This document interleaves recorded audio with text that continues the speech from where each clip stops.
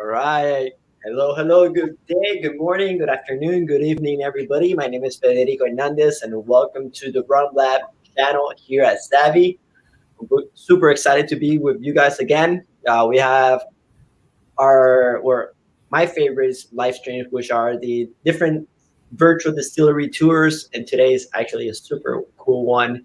Um, Really quickly, um, I can see there's a lot of activity for everybody who is right now watching us or participating from Savvy, which is zavvy.co. Uh, this is great. You're gonna see to your right a chat box, and I see a lot of people already writing. This is great. We got people from Italy, Panama, Virginia, Wisconsin, and we got Berlin and Germany. I wonder where else people keep on signing up from.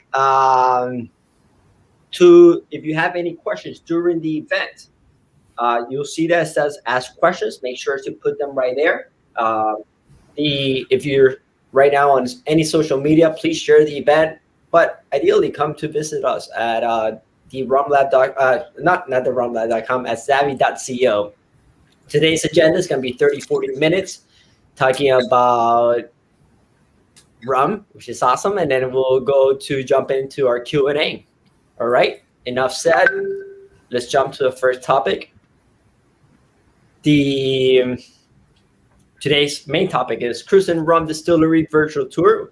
And we have Gary Nelthropp, and then Gary's right here. How you doing, Gary? Fine, Fetty. Thanks for the invite, and welcome, everybody. I guess from around the world. It's nice to know that rum is so popular everywhere. It is very popular. That's why we have so many happy people around the world. Rum has been a key component during COVID for many people. Yes. To maintain them happy. And hopefully everyone is safe and doing well with all of that. So I know that the end is coming for all of that craziness, but we still have a ways to go. So the rum will be important, I think. Oh, yeah, certainly. Before we start with the rum distillery, actually today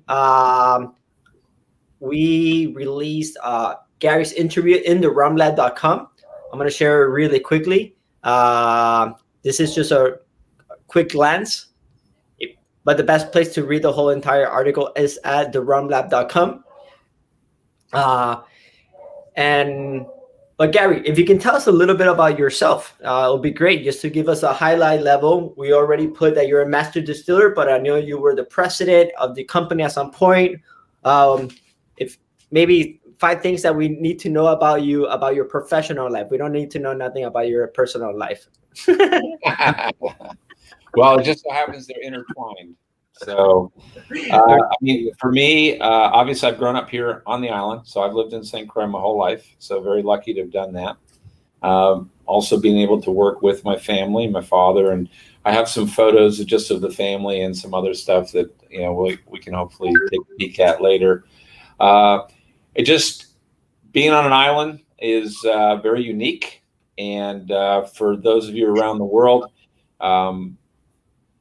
St. Croix is a very, very beautiful place. So it hasn't been too bad for COVID, when on island, but we're all looking forward to getting a release on that. So I've been involved in the distillery for over 30 years. And as you mentioned, I was, after my father retired, I became the CEO and master distiller. Well, doing a lot of the master distilling before that because he wanted to let me run around down there rather than him. And so we'll talk a little bit about that too. So looking forward to chatting with you guys. And as you mentioned with the questions and answers, hopefully I can answer all of them. So go for absolutely. And right now you're at the main office that at one point was the house of the family. Yeah. So this is the great house. And in reality, the distillery didn't reopen until after Prohibition ended. So even though the sugar mill dates to 1760 here, the distillery really didn't restart until after Prohibition. So, and literally like the day after Prohibition, the fermenters were full, everything was up and running. And then the Nelthropps, we became a managing part of the business in the 50s. And we've been involved in running the plants as well till now. So. Exactly.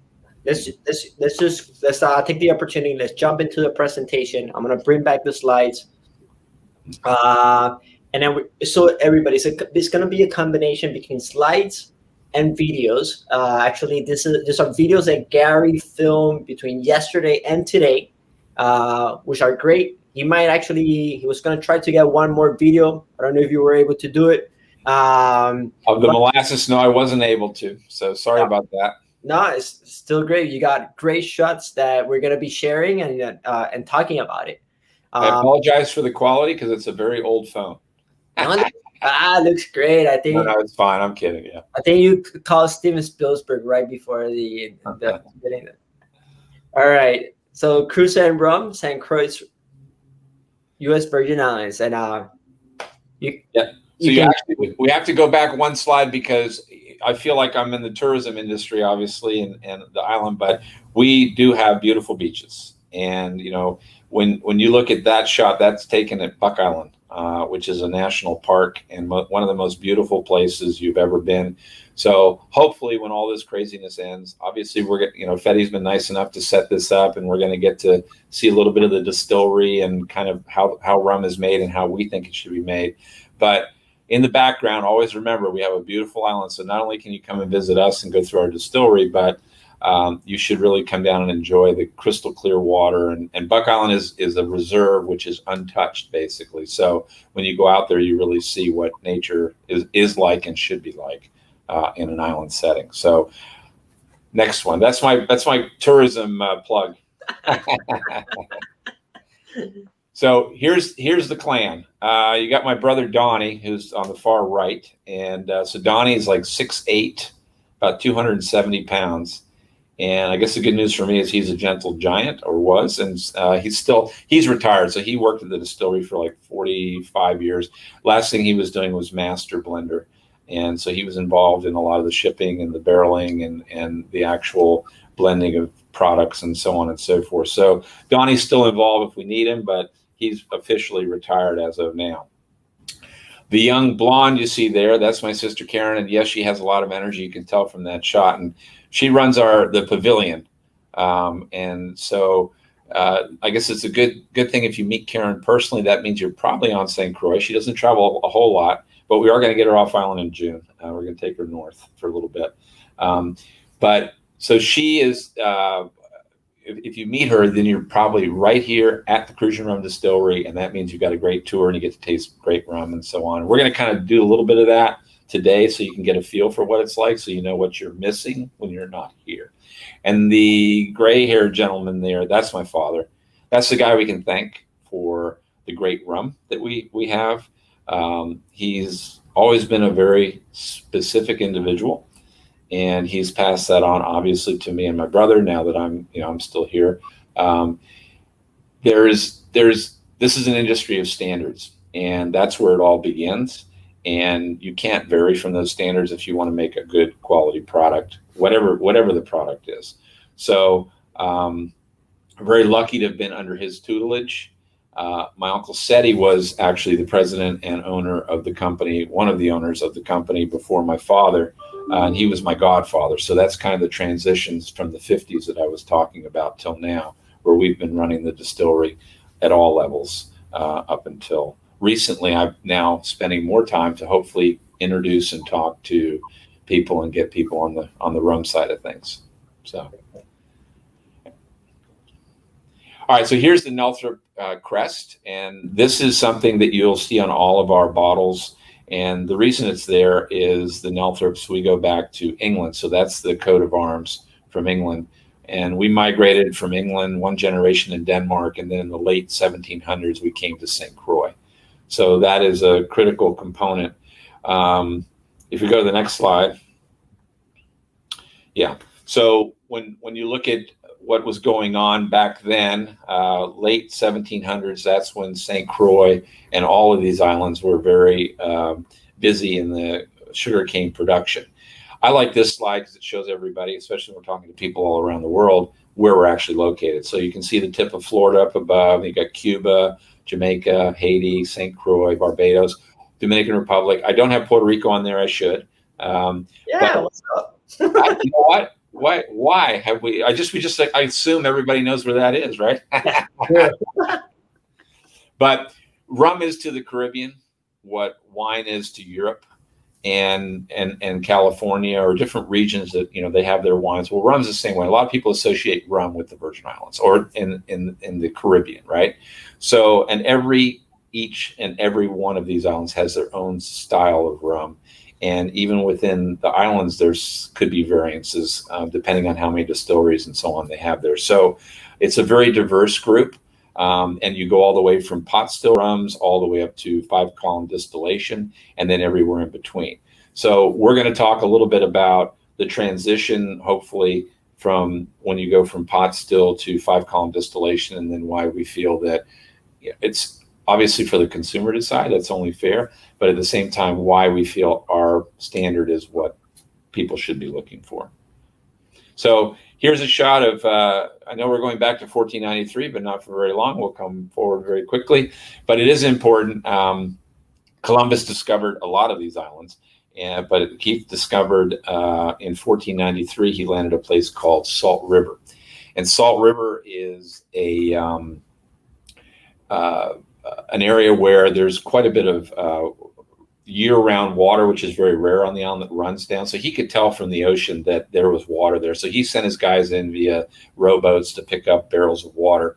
Unbeknownst to him, is the largest settlement of Caribbeans on the island, and a battle ensued. His guys got the worst of it. They got back on the canoes, and they left. And pretty much Columbus just named this area Cabo de Flechas, and he was done for that trip.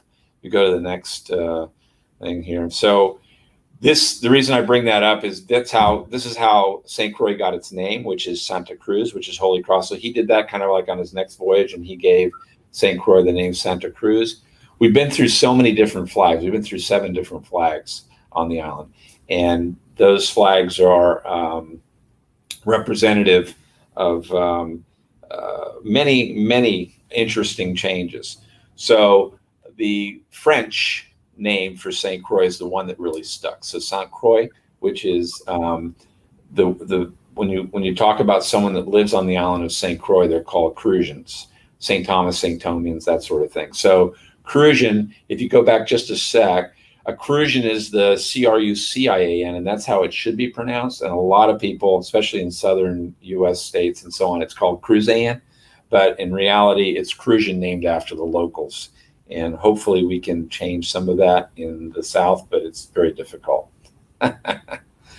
All right, so now we have the sugar manufacturing. When you look at the island of St. Croix, actually my father harvested one of the last crops of cane when I was about age 12. So that's almost 50 years ago. And when you look at this shot, obviously this was not 300 years ago, but it was pretty far back. And cane was harvested very similar to this. So it's really, for those of you not familiar with sugar cane, it's just basically a big tall grass. Looks almost like bamboo a little bit. And they would have just gone ahead and cut the base of the sugar cane, and then they would have taken it to the sugar mills, which I have some historical photos there. If we go to the next slide, that'll kind of show, when you look at the island of St. Croix, we've got 114 windmills and 144 animal mills, and 85% of the island of St. Croix was broken up into sugarcane production. And the process is relatively straightforward. You just saw those cane stalks that were in those little carts. They would bring those to the mills, and then the cane would be forced into the grinding wheels, and then the liquid coming out of that would have gone through just a pipe into a holding, either a copper pot, whatever. It would be heated, and then that heated material would end up evaporating off the water, and you'd be left with something which we would call like a muscovado sugar, almost like a brown sugar on the surface, and in the bottom you'd have molasses. So they would filter the molasses out of that crystallized material, and then the molasses itself would then be moved to holding areas. 2 uses for molasses, and that's where rum becomes a big part of what's going on here. Is there really only 2 uses for molasses? You have cattle feed, animal feed, livestock, and making rum. And there was only so many people on the island. If you go to the next shot, which is kind of the island of St. Croix, you can imagine 85% of that island is in full sugarcane production. And each one of those different colored squares and boxes you see, those are all different estates. So there were well over 90 different estates on the island of St. Croix that were all in the production of sugar. And the byproduct of that industry was molasses. So since rum is far more fun to make than feeding cattle and doing all that, they ended up making quite a bit of rum on island. And it became an integral part of everything that went on here. It became the profit and loss for a lot of these different island plantations and rum manufacturers. Through attrition, we're the last ones from a historical site. We're the last ones on island. Our sugar mill dates back to 1760, and I think we can go on to the next shot. So when you look at what was being produced there, and this is when we start moving into the actual, the transition of rum in my mind. So this is a pot still. Everyone's very familiar with pot stills, whether it's your bourbons, a lot of your rums. And this is how most of the rum was produced back in the day. So if you go to the next one, you would notice that, I put George Washington and Alexander Hamilton. Everyone's kind of like, so why are they in there, right? But in reality, we were very, very linked with the United States. Alexander Hamilton grew up on the island of St. Croix and moved to the States when he was about 15 or 16. George Washington ordered our rums from the Virgin Islands for his troops at Valley Forge. They were friends. We always like to joke that maybe Alexander kind of, reached out to George and said, hey, they've got really good rum down there. Whatever the reason is, we were happy we were shipping rum up there. So we've always been an integral part of the United States, and that continues obviously today. If we go to the next. So when you look at the different shots, historical photos, and we've gone back and kind of looked at it just to try to get a feel for every time you go to any of our ports, and this is Christiansted, which is considered the main town. There's two towns in St. Croix. That's how rum was being transported. It was being put on ships with block and tackle, and it would literally be sent to all the different islands. And in fact, it would go all the way to the U.S. market in barrels. Obviously, this wasn't a couple hundred years ago because you can see cars and things in the background, but that boat might be that old. I don't know. So that's how that rum was being transported. And rum is really part of our DNA. It is from from the people that live here, and me probably more so because obviously we've been doing this for a while, but it's part of our lives. It's part of who we are within the island. So this shot is Gallows Bay. And this is another town where obviously Gallows is where the hangings took place. But right away, there's another barrel sitting in there. So go to the next shot and you'll see that's Frederiksted. Once again, barrels everywhere. So I just like showing that because all of our ports and pretty much all the historical shots you see, you always see that the commerce and part of what was going on here was the sugar, and then rum really became a strong integral part of that, which is, I guess, good for all of us because now we're making really good rum. So if we go to the next, okay. So, and I think I took a couple video clips because I thought it would be kind of neat since people aren't able to be here with me today. And I'm hoping at some point in the future, you all can come visit and be a part of, really like touching and seeing what goes on here. We're very proud of what we do. But we have a shot kind of brings you in as to how, when you're coming in, that would be the first video I think you have there. Yeah. Remember, you might need to unmute it if you want to talk over them. Okay, gotcha. All right. It's great how your camera zooms in and zooms out. Yeah, there's nobody else in the room. First day using this, thanks to you, Remy, and people helping me out to make sure I look pretty good here. All right. 10 years off of me. First video.